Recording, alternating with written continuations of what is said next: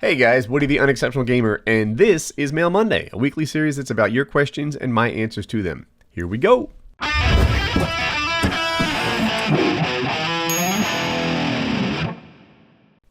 Mail Monday, 17-year-old businessman. Hey Woody, I want to create a business and open up a convenience store. The only thing is, where do I start? How do I find a good location? How do I get the money? Can I get a grant? Just how do I start? I know there's lots of people wanting to start a business, but they're in the same place as me. They don't know where to start, and any help would be greatly appreciated. I'm from the UK, by the way. Also, your videos are great. I've been a sub since Black Op Day 1.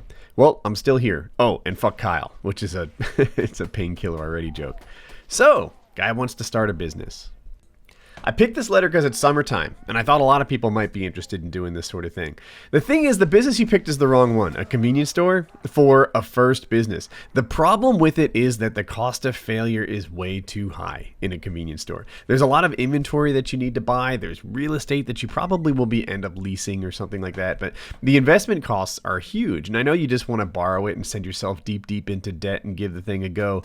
But that's not a great idea for your first business. I'd much rather see you get into car detailing or lawn maintenance or something like that. I know yard maintenance seems like the sort of thing a 12-year-old would do, but you don't have to do it that way, right? You can do it on a grander scale. You can invest in, the machines that you need. You can hire staff. You can do your whole thing. Yard maintenance is a legit business, and so is car detailing. I mentioned that one. A friend of mine started a car detailing business when he was 17, just about your age actually. And, he built up these regular customers, and then he started having deals with companies, and he would do car detailing right in the lot while these guys were working. And probably where you are, maybe there are some decent sized companies. Maybe there's an insurance company. Maybe there's a, computer programming hardware place or whatever. And you can go there and say, look, I clean cars, and you do a good job. You'll get more customers. Word will spread. And it's very little investment. You need what? I don't even know how to detail a car, but a toothbrush, some rags, some good cleaning, and some experience, and you'll get it going. The convenience store thing, like I said, is just too tough to start, and the price for failure can be a lifetime of debt, and you don't want that. So it's not a good first business. If that's the thing you want to own, then cool. You'll be a staple of the community, and people will know you, and everything will be great. But for when you're 17, pick something with lower startup costs. Oh, and by the way, my friend who started the car detailing thing, he eventually went to college and sold his business to somebody else for $40,000. That's what the value of his reputation was. That's what, the regular customers that he built up, sold his business for 40 grand at 18, and then he went off to school, became a dentist. So, it's legit. You can do that sort of thing. Best of luck to you. Dear Woody, I'm a teenager, and I changed his actual age just to make him more anonymous, and in the upcoming week, I'm going to be going through surgery that will correct something in a certain area that I don't want to get into. Anyway, I've never gone through surgery before. I've been worrying that I'll never be able to do the normal bodily functions that I could before. I had a grandfather who once had open heart surgery, and he was completely fine after a couple weeks. But I've never experienced something like this in my life before, so I've been wondering if you have any personal experience with surgery or just some advice. That'd be greatly appreciated. Not asking for Mail Monday, just a plain reply would mean the world. I've been a subscriber of yours for a very long time, and Mail Monday has been my favorite series. Thanks, and keep up the great work. So, first, I want to make two comments about the private nature of your surgery. One, this is Mail Monday, and I take your anonymity really seriously. I pronounced that wrong my first take. And I would never do anything to give away, what's going on. Second, I think we can all bet that your problem is with either the reproductive or the digestive system. And I know that for two reasons. One, that's the private stuff, right? Everyone doesn't want to talk about their butt or their penis. And the other side of it is, that's where everyone has their trouble. I swear, there are more people that I've known who've had issue with either their digestive or reproductive systems than any other part of the body. It seems like your nerves don't randomly stop working, or, your skin doesn't randomly stop having issues, or start having issues, but digestive system and reproductive system, it seems like everyone has issues with those at some point. And you don't need to feel alone if that's what your deal is. And I bet it is. So I just thought I'd throw that out there. On a related note, I would bet that every time you see like a pro football player, doesn't matter what kind of football, or one of these NHL players in hockey and they have these unspecified like lower back injuries, that half of those people with those unspecified injuries are dealing with like hemorrhoids that won't go down, or like something else, and they're just like, yeah, guy's got lower back pain. There's no reason to tell the the newspapers that that the guy can't sit down because of the bulging vein in his butt or whatever his real deal is. So yeah, it's more common than you think, and let's get going with the actual surgery advice. In terms of the actual surgery, I don't know what you have, and I can't tell you what your prognosis is, but I can tell you what surgery's like. I've had a bunch of them myself, and essentially you go in there and they give you an IV, which sucks, but it's not that big a deal, right? It's a needle. You've had them before.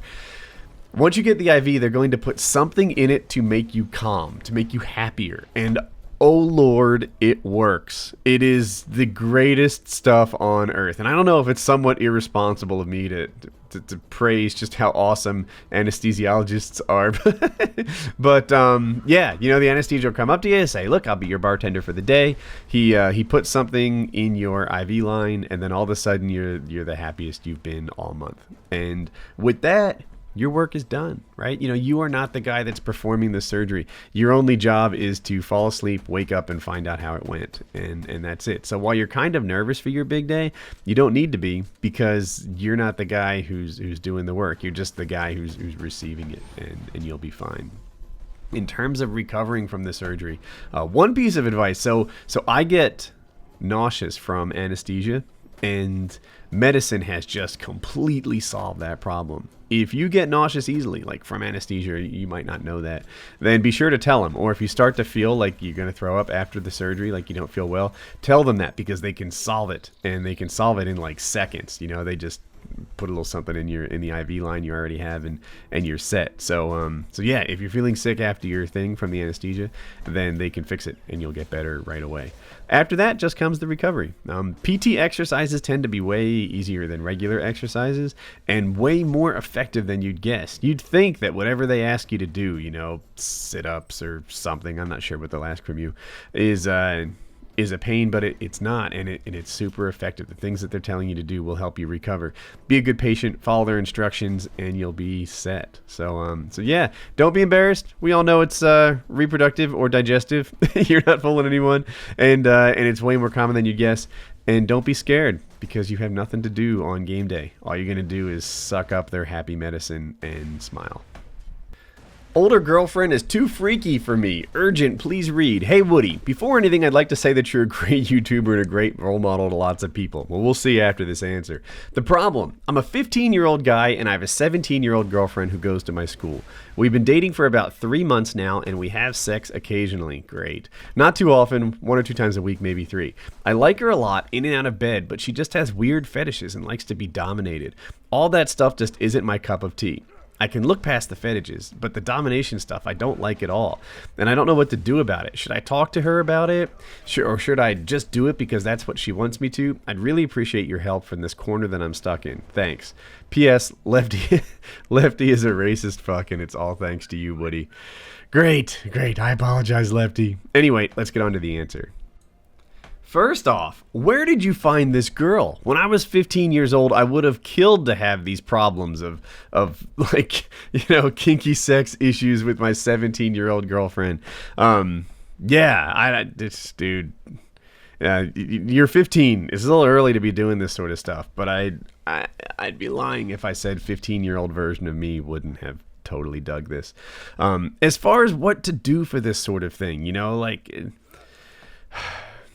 my general line of thinking on this is that if nobody's getting hurt, right, in a sexual act, right, but one person digs it, then the other one makes certain accommodations. That's the deal. Now, I'm kind of trying to remove this from the whole like teen sex like framing around this thing, but let's pretend it wasn't that. Let's pretend that you were older and you were engaged, or you're married, or you're in college or whatever, and one person digs something that's like totally non-harmful, but this is what they're into.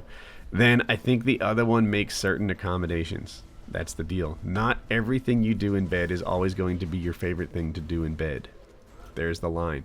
And sometimes that means doing something your partner totally digs. If she wants you to, I don't know, dominate her, tell her what to do and such, then, I would think that every so often she could get that. And, if you like something else, then every so often you could get that. If you're asking for something that's painful for her to do, or, then that might be an expectation that's not fair. If you're asking for something that's whatever, like, just not her favorite thing, then that's an explanation. That's an expectation that is fair, I think. You do stuff now and then that's not your favorite. She does stuff now and then that's not her favorite. That's the way that sex works sometimes. And then in the end, you have a nice, I want to say compromised sex life, but that to me is a reasonable way to to go about these sorts of things. And there you have it. That's my take on this stuff. Only male and a female activity. Dear Woody, I recently joined an activity called Color Guard, and for those that don't know, it's a group of people who dance while spinning a flag, rifle, or saber. Color Guard is like cheerleading or dance, mostly girls and the occasional gay guy. However, I'm a 16-year-old straight male, and I've been called gay and a homo and a man whore for being around a lot of girls. This is really making me depressed. I love what I do, but I've lost some of my closest guy friends because they think I'm gay. I don't know what I should do about it. Please help. Thanks, and I'm forever a fan of your channel. Dude, everybody is always going to have a problem with something that you're doing. I recently uploaded a video of me looking slow against a professional fighter. Thousands of middle schoolers jump out and start telling me how they would have done better. Bullshit. When I get lots of hate like this, sometimes I like to seek out this clip of Rashad Evans. He got hated on by Matt Hughes, who was a pro fighter and someone he kind of respected, and it hurt his feelings. And then eventually, after a little bit of time, he came to realize this. I should have punched him in his fucking face. Matt Hughes, thinking about you reminds me of what my Uncle Barney used to say. He'd say, son, just be yourself. If people don't like if you're being yourself, fuck them! Fuck them against the wall with handcuffs on and cards glued on lips. Fuck them! Yeah, Rashad, you tell him. If I stopped every time someone told me I wasn't good enough at something, or that I should just quit, Woody, you're not this, you're not that, stick to something, then I wouldn't be doing anything. I wouldn't be going anywhere. Academically, I would have quit a long time ago because they told me to. On YouTube, I would have quit a long time ago because they told me to. There's tons of things that I got slow starts on, and I had haters telling me that it wasn't a good idea. Fuck my haters. They don't matter. You don't see successful people hating. That's not what happens. A guy just wrote me recently. He was a Golden Gloves champion and an Olympic alternate, I think. Something like that. And he starts giving me like legit boxing advice. It was fantastic. He's a successful person. He's been a beginner at one point. It's all good. With regards to your friends, man, if they're hating, then they don't matter. If they're hating, they're not winners because winners don't hate. That's the deal. Keep your chin high. Tell them, hey, I like this. And the girls are going to start liking me. And you'll be fine. Don't let them know they're getting to you. Ignore hate. Do what you want to do.